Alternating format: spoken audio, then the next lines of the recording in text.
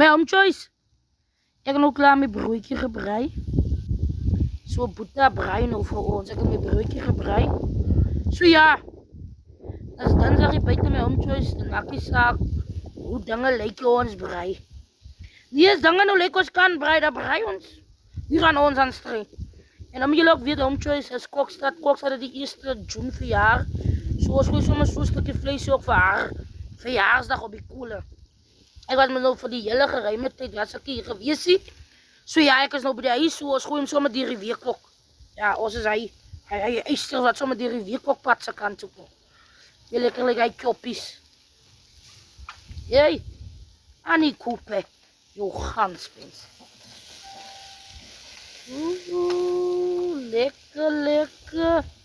Lekker, ziekels.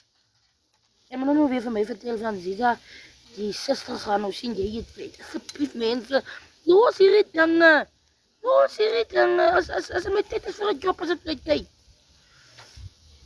Maar die vlees kom pad toe, op die watling. Jee, Annie Koop, jou ganspens. Ek dink ons moet 'n dermbrei ook hou, 'n vet dermbrei, dat sal stunning wees. 'n vet dermbrei. Yes, ek moet pad toe kom aan, sakkie, bly jy net in jou baan. Bly in jou baan. Jody sê sy bly nie in haar baan nie. Sy is op die geel lyn.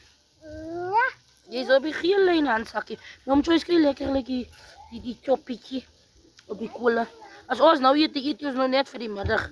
Ons moet nog vir die aand, ek moet nog weer kook. Ek moet nog